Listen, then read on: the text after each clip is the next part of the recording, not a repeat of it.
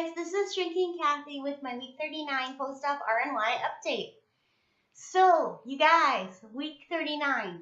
Yesterday was my 9-month surgiversary since having RNY gastric bypass surgery. 9 months. It's amazing.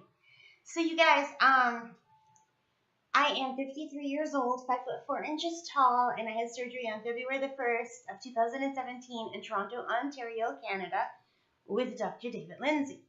And 9 months ago, that was already 9 months and 1 day today, because of course I'm 1 day late with my video as usual. Wednesdays are just not turning out to be a great day for me to be able to have the house to myself and have some quiet time. So that's why I'm a little bit late. All right, so last week when I came to you, how about when I started, since we're doing the 9 month. When I started my journey, I was 304 pounds. So that was the day I started my 3 weeks of OptiFast. And that was just the whole beginning of everything, that OptiFast. And it was hard going on OptiFast. I wanted to eat everything.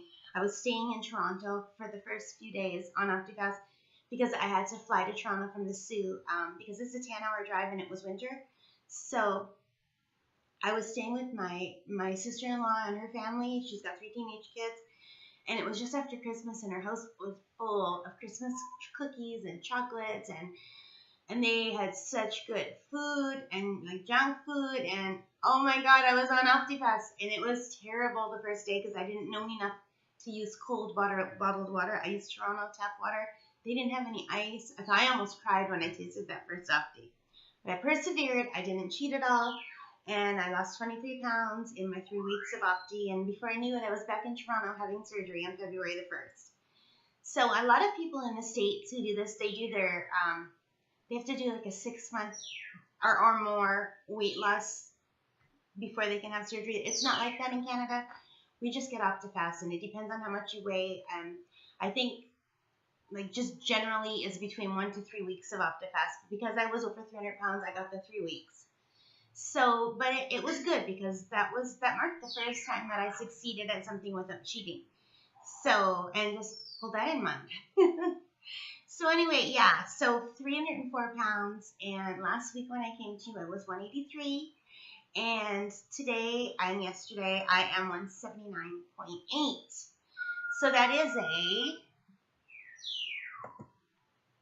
3.2 pound loss from last Wednesday, and a 124.2 pound loss altogether.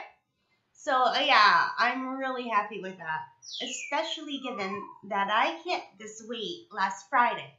So when I came to you last Friday, I was already this weight, but I couldn't count it because I count my weight on Wednesdays. And I didn't think I would stay there, and I didn't. It went up, then it went down, and went up, then it went down, and thank God it was down again by Wednesday. But that seems to be pretty typical, and my doctor says that's going to be normal now that I've lost so much weight. So 124.2 pounds is a lot of weight to lose. Like that's a person. That's a small person, but it's a person. Like that's a skinny lady or a teenage kid, or, you know, 124 pounds is nothing to sneeze at. I mean, some people weigh that after their surgery. Of course, I'm not close to that, but I don't plan on getting close to it either. I don't think that would suit my frame and my age. But still, I lost enough weight to have lost a whole person. And I also had an MSV, and I'm going to just quickly show you right now. This top that I'm wearing is not my top, it's my mom's. So let me just stand up and show you.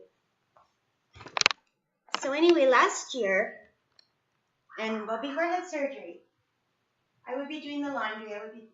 So this is her top, and these are those size 12 pants that I bought at Sears. And I have a little bit of room around here, but they still fit nice on the tummy and the bum. Well, they're getting a little bit loose back here. I don't know if you can see that, but they're dark blue, and they're like loose around the thighs for some reason, but I don't care. They're comfy, and I'm going to fit, and I paid $3. So anyway, this is what they look like at the back. So this top, the reason why it's such a good MSV, and I'm sorry for babbling and losing my train of thought, but when I used to do the laundry, I go take the clothes off the line, or hang them up. And my mom's tops look like baby clothes next to my tops, because my tops were size 4X. One was 5X. They were anywhere between 3 and 5X, my tops. And next to that, my mother's tops looked teeny tiny. It was like if you saw these tops next to children's clothing or baby clothing. Like, it was such a huge thing. And I thought, oh, even if I have surgery, I'll never get into those tops. And I never bothered to look at the tags. It's just that by comparison, they look so tiny. So anyway, I was putting away the laundry, and some of my mom's tops were mixed in with my tops, and I'm like, well, so as I was hanging them up, I'm like, wait, that's the same top, that's the same size I'm wearing. I mean, this is a large, right? It's a lady size large. So, and I'm in size large or medium. Like, I only have 2 medium tops that fit, the rest are large. I even have 2 extra large tops that I could still wear. Like, they're a little bit baggy, but they look nice enough that I can still wear them. And anything 1X or more I'm wearing is pajamas now. But I tried on her tops, and they fit me. I tried them all on. And she does have some in medium that I didn't try on, because I know only a few of the size mediums fit me, depending on how they're cut. I have really big arms, so if it's not, there's no give in the fabric. There's no way a medium top would fit me in the arms. But what an NSV. So now I like, this isn't my style at all, but I'm wearing it because I can. And I'm only wearing it for the video, and then I'm going to change out of it and put my big heavy top back on because I'm cool. But I'm just really thrilled that they fit, because it was like yesterday that I got into my dad's tops, and he's a big man, but I was bigger than him. So I remember going bike riding, and all my t-shirts were too big, so it wasn't good, because when you're bike riding, even though my bike is pretty upright, it's not totally, so you're leaning forward just a little bit, and they were so big, they were gaping open, and I was like giving people a show, so I couldn't wear them anymore, because they were too big. So I went into his closet, and his t-shirts fit, and because they were men's, they weren't the V-neck, they were like the high top, so I could get away with them even though they were a little bit big. But I was so happy that I could wear them, because they extended my wardrobe, because I didn't want to spend a lot of money as I was losing. Like, I did spend more than I should have, because it was just so exciting to go shopping to every new size. You know, every size I bought something. So, but I can wear my mother's tops now. So I tried all of the large sizes on. Every one fits. Some of them are a little baggy, actually. But she's much shorter than me. She's only 5'2". Well, she's 2 inches shorter. I'm 5'4". But some of her tops are shorter than I would wear, so I wouldn't wear them. But some of them were longer, and I would get away with it. And not that I'm going to wear them, but it's really cool that I can. So yeah, that was my NSV for the week. And so that ends the good news, you guys. For the first time ever, in all the times that I've been coming to you, I have to come to you and tell you I have made less than stellar choices in my eating. I'm so embarrassed to tell you this. I got into the Halloween candy twice. So I was really bad. I got into Halloween candy. This is the first time I've made choices that weren't great food-wise. And I did it a day before my 9-month anniversary. So anyway, we had the box of chocolates, okay? The kind that has Snickers, M&M's plain and peanut, Twix, and Mars. So as I was looking at these little candies, I was reading their stats, and I thought, oh, that's not bad. I can have a Twix bar. There's only 5 grams of sugar. I think there was 6 grams of carb. Oh, I can fit this into my diet. So I did. So then I thought, well, you know, I still have not reached my carbs for the day or my sugar.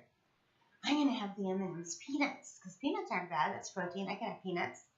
So I ate the M&M's peanut. And to be fair, there were 4 M&M's peanuts in the pack, but still, they were to die for. And then that was it. I could not give out candy because I was obsessing about the candy. So I said, you know what, Mom, you have to give out the candy, even though she hates giving out candy, because I would have just eaten the whole box of candy. I was just eating that little bit of sugar, which was more than I had planned on. It turned me into a crazy person. I think sugar reacts in my brain the way hard drugs must react in other people's brains. I've never done hard drugs, so I don't know. All I know is that when that first taste, like, my eyes felt bigger, my pulse felt stronger. It was like every nerve in me was alive and wanting more sugar. So I would like to say that I stopped that too. I really would. And I did. I went up. I was in my room. It was almost time for bed. It was midnight, maybe 1 a.m. I couldn't stop thinking about this darn chocolate. Because I knew there was still a Snickers and a Mars bar that I had not tasted. And I was bound and determined to taste the Snickers and the Mars bars. Now, somewhere between the first two, where I was very carefully reading the sugar content and saying, okay, this will fit, I forgot that I was an RNY patient, forgot that I can't have sugar, and I went down and I got a Snickers and a Mars bar. And I ate them and I enjoyed them 100% until I didn't anymore. Oh my God. Now, I had dumping, a form of dumping. I did not get sick to my stomach, but I felt sick to my stomach. And I would have liked to have gotten rid of the feeling by actually getting sick, but I couldn't. My stomach hurt so bad. I broke out in a cold sweat. I was rolled up in a ball on my bed. It was not pretty. And I was like, oh my God, what have I done to myself? Yeah, I won't be eating chocolate anymore. Now, if I do have a craving for chocolate, I can have my fries hot cocoa. Or if I really, really want chocolate, there are sugar-free chocolates you can buy. I don't think there's anything wrong with that, as long as they don't trigger a binge. But I will not be touching real chocolate ever again. In my lifetime, I paid for it. So, you guys know I bought a hamster, right? I adopted that hamster last week. Well, I have since made him a bin cage. I got a big bin to make into a playground and connected it to his other cage. So he's still in my room because I want to keep him in my room for a week or two until he's adjusted to being here before I put him in the bird room. So I'm curled up on my bed, and this hamster comes running to the side of the bin. So I put my hand on the bin, and he put his little paw up, and he gave me a little high five, and he's looking. So I'm like, oh my God, I'm never eating chocolate again. It's like he's like a little therapist listening to everything. So yeah, that's what it has come to, me confessing my sins to a hamster who surprisingly listened and was putting his little paw up. It was so cute. So, oh my God. So the next day, I still didn't feel great. I just was very queasy. So, but slowly as the day went on, and I just had liquids, I had protein shake. So I thought, okay, well, I don't have to worry about ever wanting these chocolates again. They can be in front of me. I won't touch them. So it was good that I had that reaction in a way, even though it was miserable, because I won't touch those ever again. So as the day wore on, I started feeling a lot better. I was able to eat. I had a pepperette and a cheese string. Felt okay. So then after supper, there's a knock on my door, and it's my neighbor, Lucille, with a big freaking bag of cheesies. Halloween cheesies, like in the little individual packages, saying, I don't want to keep these in the house. See if your parents want them or bring them to the soup kitchen. And then she left. And I'm holding a big, giant bag of cheesies. I'm like, oh my God! What is happening? I love cheesies, you guys. I love cheesies. So, of course, what did I do? I read the package. I'm like, oh, this isn't bad. I've hardly eaten anything today. I just had protein shake, a pepperette, and a cheese string. I can have a bag or two of cheesies. And I did. And I ate them, and they were good. It's the bird's killing herself laughing at me. I ate the freaking cheesies, and I loved them. And I didn't have any reaction to the cheesies, and I knew I wouldn't because they're not sugared. The fat content's a little bit high, but they were so good. So anyway, yeah, I was really bad. So it's amazing that my weight stayed the same, that I didn't have to report a gain. I totally deserved to report a gain. Well, the only day my calories were high was actually on Halloween because those 4 little chocolate bars put them up because they're about 60 or 70 calories each bar. And the cheesies the next day were 100 calories each bar, but that was still 200, and I hadn't eaten all day, so it didn't put my calories too high because I had only had about 200 calories so far, maybe 3. So I don't think I went over 5 yesterday. Until then I had supper. I had some pork for supper. So I think my calories were, 780 yesterday, something like that, which is fine for this far out. And my carbs were not bad either because the only carbs I had were in the form of those cheesies. But I can't be around this stuff, and now I know I can't be around this stuff. So today I said to my parents, I cannot be around this food. If you want to keep the chocolates and eat them, that's fine, but please hide the cheesies from me in a place where I will not find them. And I said, and by the way, the neighbor was hoping you drop them off at the food kitchen, at the soup kitchen, the food bank, whatever. The soup kitchen, yeah. So my parents went and they made a big care package for the soup kitchen and they dropped everything off there. So I no longer have temptation in the house, which is good because I have now learned I cannot resist temptation in the house in the form of cheesies. Smokey, I don't know if you can hear, but the bird is meowing. You're not a cat. Anyway, you guys, I'm sorry that I'm having to report that I was so bad. This is the first time that I've made bad choices. I'm human, I guess. Well, of course I am. But I was really hoping I'd make it to a year before I started giving in, and I'm only 9 months. But live and learn, I guess. There are no longer any bad foods in the house. I am back on track. New beginning. Now, that's about all I have to say. Thank you so much for watching. If you like animals, you might want to stick around for a cute hamster video. But if you don't, then just click it up here. And if you do, here is a cute video of my new hamster Chunkers. Hey guys, I apologize for the quality of this video, but it's being taken through a clear bin, a plastic bin. This is the funniest thing. My new hamster Chunkers stores all his treats in his food dish. And his food dish is up on this level in the kitty cage, which is the cage he came with when I adopted him. So let me pan out a little bit. So, I gave him a walnut down here to play with. He has a walnut on the upper level, but he is trying so hard to fit this walnut in the tube so he can bring it up to his food dish. And I don't know if I should take the walnut away from him and put it up there or not, because I don't want to stress him out, but this is so funny. Anyway. Okay, Chunkers.